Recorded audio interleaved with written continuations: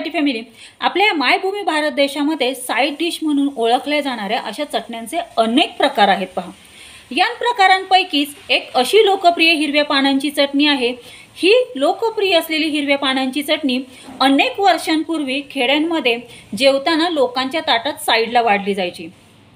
ह्या हिरव्या पानांना कोणत्या नावाने ओळखलं जातं आणि या हिरव्या पानांची चटणी कशी बनवायची हे आज आपण पाहणार आहोत।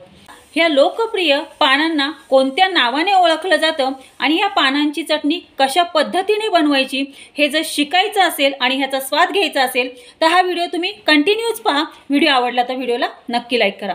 मी भारतातील पुणे जिल्ह्यातील तृप्ती स्वागत करते तुमचं पुन्हा एकदा आपले यूट्यूब चॅनल @तृप्ती मेरे कुकिंग अँड ब्लॉगिंग वरती। सर्वांची तब्येत अगदी उत्कृष्ट असेल, अगदी अप्रतिम असेल अशी आशा करते। आज आहे 25 ऑगस्ट 2024, रविवार आहे आज आणि आज ज्यांचा वाढदिवस आहे त्यांना wish you many many happy returns of the day. त्यांच्या सर्व मनोकामना पूर्ण ही स्वामीचरणी प्रार्थना करून आजच्या नवीन कुकिंग व्हिडिओला सुरुवात करूयात।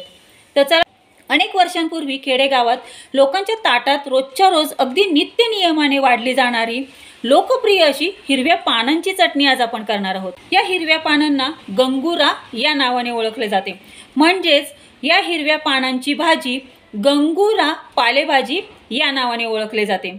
या गंगुरा पालेभाजीच्या पानांपासूनच आज आपण लोकप्रिय असलेली हिरव्या पानांची चटणी बनवणार आहोत। तर चला तर मग अधिक वेळ न दवडता आपण आपल्या डायरेक्टली रेसिपीकडे वळूयात। गॅसची फ्लेम चालू करून गॅसवरती कढई तापत ठेवायची। कढई छान तापली की गॅस बारीक करायचा आणि त्यामध्ये ऑलिव्ह ऑइल ॲड करायचं आहे। ऑलिव्ह ऑइल 25 ग्राम ॲड करायचं। आता यामध्ये निवडून धुवून घेतलेला गंगुरा यामध्ये ॲड करायचा आहे आणि ह्या तेलामध्ये फ्राय करून घ्यायचा आहे।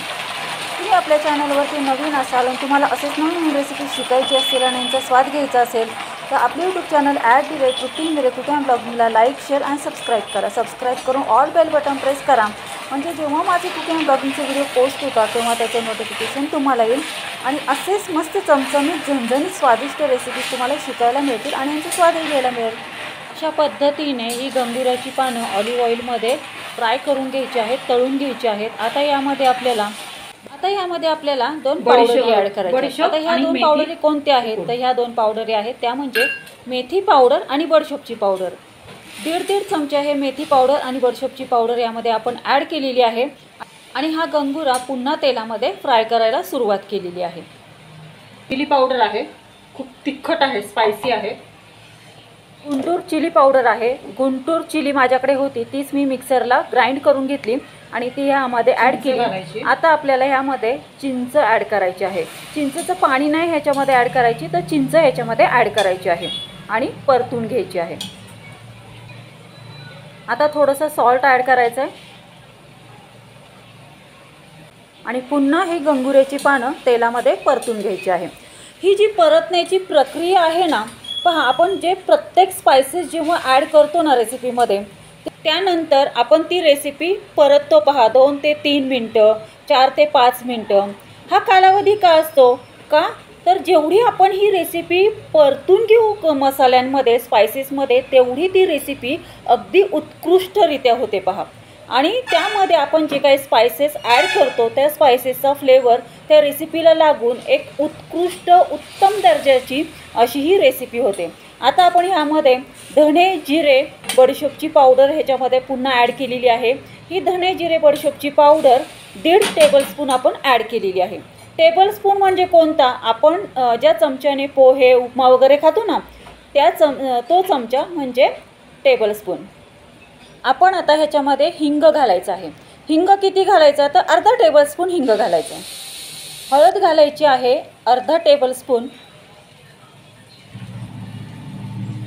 आता हा गंगुरा आपल्याला तोपर्यंत परतून घ्यायचं आहे जोपर्यंत ह्याच्यातलं जे मॉइश्चरायझर आहे ना या पानामधले, कारण आपण ही गंगुरा ल्यूज म्हणजे गंगुराची पानं धुवून घेतली आहे त्यामुळे कशी होती ती ओली होती, तर त्याला पाणी लागलेलं होतं। ह्याच्यातलं संपूर्ण पाणी असं निघून जाईपर्यंत हा गंगुरा या तेलामध्ये छान असा परतून घ्यायचा आहे।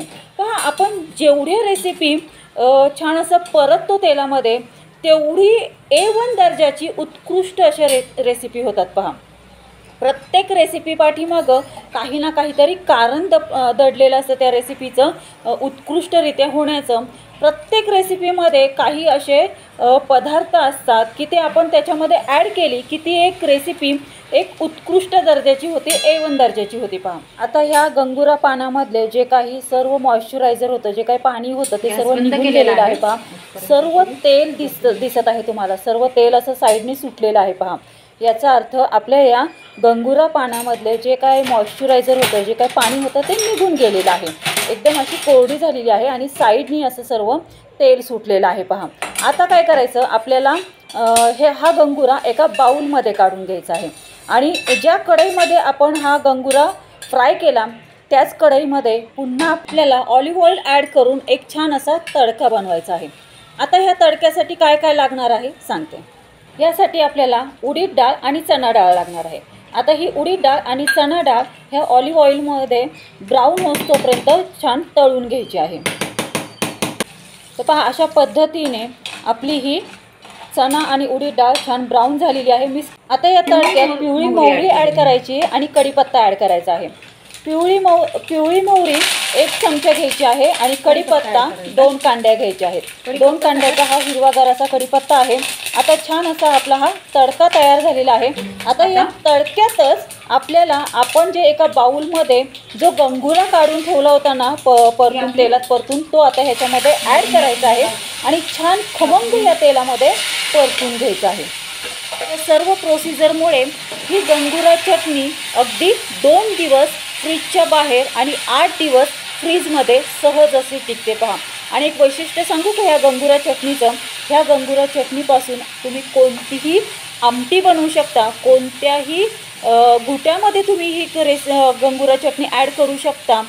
कोणत्याही रेसिपीमध्ये तुम्ही ही गंगुरा चटणी ॲड करून अगदी उत्कृष्ट दर्जाची अशी ही रेसिपी बनवू शकता. पहा खूप सुंदर होते ही गंगुरा चटणी. ज्या रेसिपीमध्ये ही गंगुरा चटणी पडते त्या रेसिपीची टेस्ट एक युनिक टेस्ट होते. खूपच उत्कृष्ट अप्रतिम अशी ही गंगुरा चटणी होते. तर पहा अशा पद्धतीने आपली ही गंगुरा चटणीची रेसिपी तयार झालेली आहे. आता आपल्याला ही एका बाउलमध्ये काढायची आहे आणि एक सांगू का, ही लगेचच एखाद्या काचेच्या बाउलमध्ये किंवा काचेच्या बरणीमध्ये लगेच स्टोर करू नका. पहिल्यांदा प्रथम ही थंड होऊ द्यात, म्हणजे एका बाउलमध्ये काढा साध्या, तिला थंड करा आणि नंतर एखाद्या काचेच्या बाउलमध्ये हिला स्टोर करून ठेवा. ही गंगुरा चटणी एक साईड डिश म्हणून खूप अगदी उत्कृष्ट रेसिपी आहे. कोणत्याही थाळीमध्ये जरी तुम्ही चटण्यांमध्ये ही गंगुरा चटणी अशी थोडीशी साईडला जरी दिली ना, त्यांना भूक नसेल ना, ती सुद्धा लोक अगदी आवडीने पोटभर असं जेवण करतील. ही साईड डिशमध्ये जर तुम्ही चटणी वाढली तर. गंगुरा चटणी आता ही ना थंड होऊन द्यायची आहे. बघा